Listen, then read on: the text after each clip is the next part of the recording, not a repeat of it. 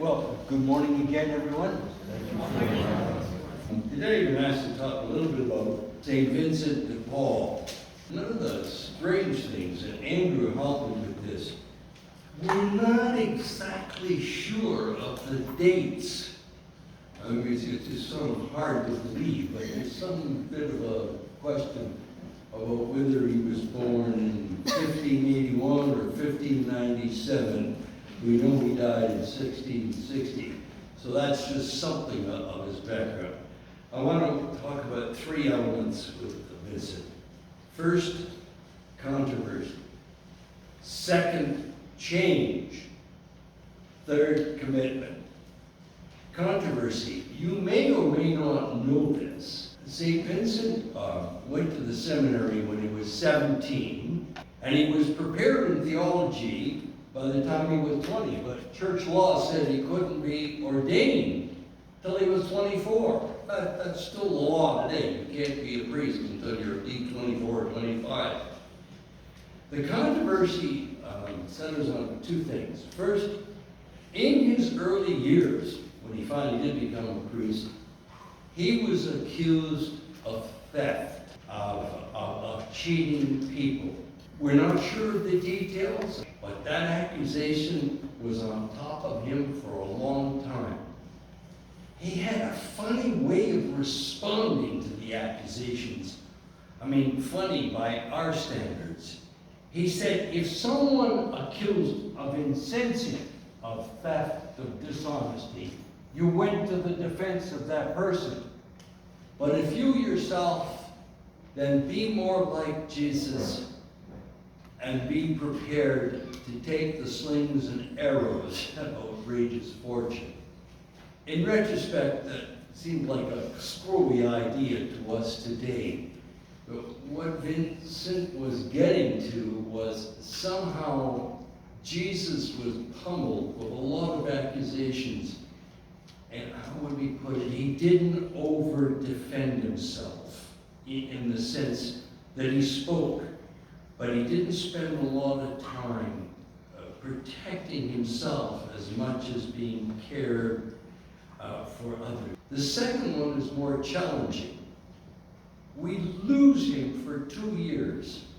Sometime between 1604 and 1606, we can't find him.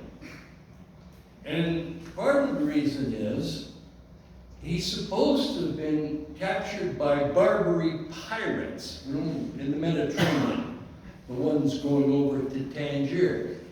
And he wrote letters which accounted for his absence for 2 years. But over the space of time, the letters have been challenged as fraudulent by some people. There's a whole literature at school that said, no, he didn't write the letters. He made them up. And he made them up as a kind of way of enhancing his own time. And yet other scholars, and it's amazing how many they have gone and said, no, they're misreading that.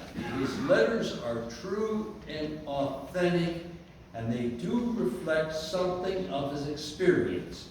He didn't explain it as well as he should have, and so he leaves a kind of mystery or ambiguity or uncertainty about it. And that's what I mean about controversy. He's a saint, but not everything has been cleared up in his background with the kind of clarity that we would like, because there's some historical dispute. And that gives me rise to the first thing we need to deal with. How do we as a society deal with controversy? And there's controversy which is good, and a controversy which is not so good. It is impossible in a group of 200 people, unless you're all robots, for all of us to agree on everything, on every issue at every time. That's just taken for granted. And that's in the church, outside of the church. The question is not so much that we are going to disagree, but how we disagree with one another. And the kind of language and the mechanism we have for disagreeing. If there are not differences of opinion within this society, then I suggest we're dead. I mean, there should be points at which I'm not so sure about that. I think we should go this way. That's not the issue. It's how we handle the controversy with grace, with respect, with the proper language. Because it's only out of an honest sharing of disagreements that the truth comes out. It doesn't come out easily. Don't forget, two of our peerless leaders, St. Paul and St. Peter, right at the beginning, they had a controversy that there was a ding-dong battle, and they had to resolve it. If there is disagreement, controversy in our society, I think that's healthy. The only thing that's unhealthy is if we gossip or insult or don't properly address the issue, if we're not prepared at some point to say, here's what I think honestly, or, you know, I was wrong about that. I changed my mind. I've heard the other side of the argument. You all have different ways and different ideas on how to do visiting and how to do it. And that's why we respect the gifts of intelligence that God has given us in grace. The second reality I want to deal with good old Vincent is this. He had to deal with change in his ministry, and it was a fundamental change. Back in the 1660s, there was two different lifestyles of being a priest. Lifestyle one was simple, be close to the ordinary poor folk in the village. And then the second one was get yourself a rich patron who will support you and keep you in the lifestyle to which a priest should be accustomed, or Monsignor, whatever they would call it. And there was a real split within the clergy. And our good friend, St. Vincent De Paul, was not immune from that split. You know, under the patronage of the Duchess of Gondi, I think was her name, and he did a pretty good job. He taught kids catechism, and he was doing it. But once he got into this duchy, and there were poor people in the village, once he started to administer and teach them, we thought, gee, maybe there's not gee. That's not the way he spoke. Oh, Jew. I should be responding to the needs of the poor person. And that got him into a lot of envy with others. And so that's the first change he had to make. That was a personal conversion on his part. The second conversion was this. The bulk of the clergy, aside from the bishops, were badly educated. The bulk of the clergy, aside from the bishops, were badly educated. And because they weren't as well educated, they could not meet the challenges of the time, which would be the beginning of, you know, the Enlightenment and the Scientific Reformation. And so Vincent jumped in full blast and he said, with a lot of resistance, what do you mean I gotta go? I'm a priest. There, I'm ready. I got my collar. I don't need any more. And so he accepted and jumped into the kind of change that was needed to have a better pastorship to respond to the needs of people. The third thing he did is he was accustomed to talking to women. I said he was accustomed to talking to women, okay? He talked to Louise and Merle, and he thought, you know, maybe these women had something to offer. Now we're talking about 1660, but he engaged her in the missionaries, the Sisters of Charity, because he said, no, because because they both said together, we both have something to do. Now that was a change. The culture was, what do you call it, patriarchal, and he challenged that. He faced that challenge. He did it with a kind of strength and a courage that he deserves acknowledgement. He brought into the sense that the nuns of the time were not just to be in convents praying. They were to be out working with the people. You know that the French Revolution took place about 100 years after Vincent. And the rights of man are the rights of the speech, and we're all made in the image, the right to speech and to governance.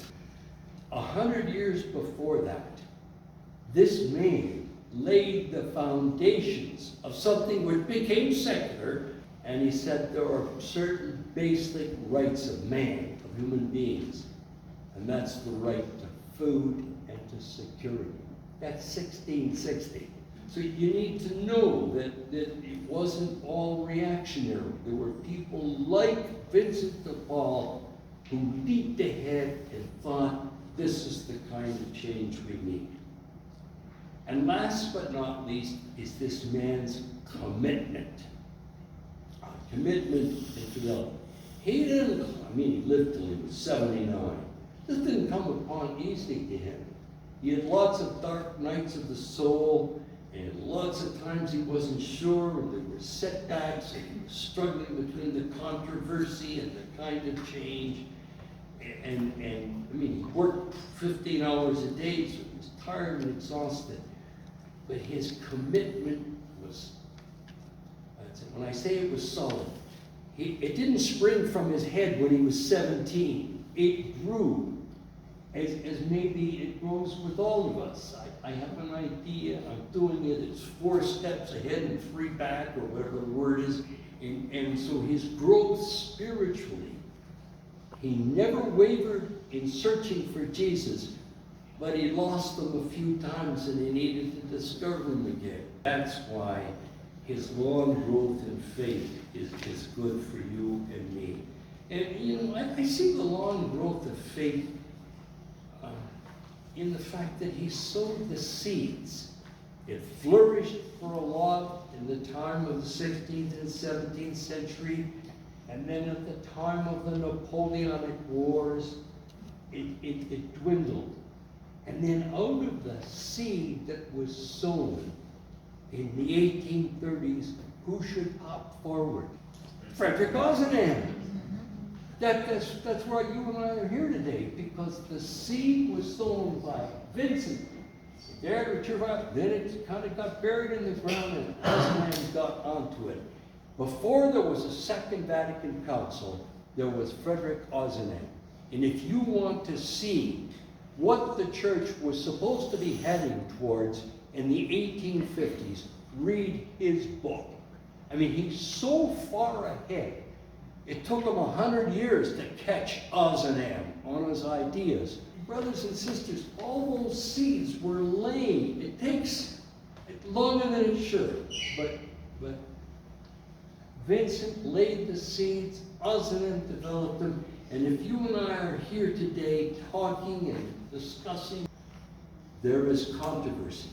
It's not always bad. It can be good if we handle it with grace. Can't avoid the fact that there's a variety of changes having in our society, and you have to make the judgment by talking. What are the changes that are good and necessary, and what are the changes that are the evil one? And last but not least, we use that 10 or 15 minutes to discern. That's the spiritual direction we've been shouting about. You delayed it in writing, because that gives you the insight and the grace and the energy to help one another, to not be discouraged, and we hope to have a vision for the future, a conviction for the future. So I've gone on longer than I should. Thank you for listening to me, both at Mass and this morning. As always, it's a privilege and a pleasure. to be with you and to talk with you. Thank you.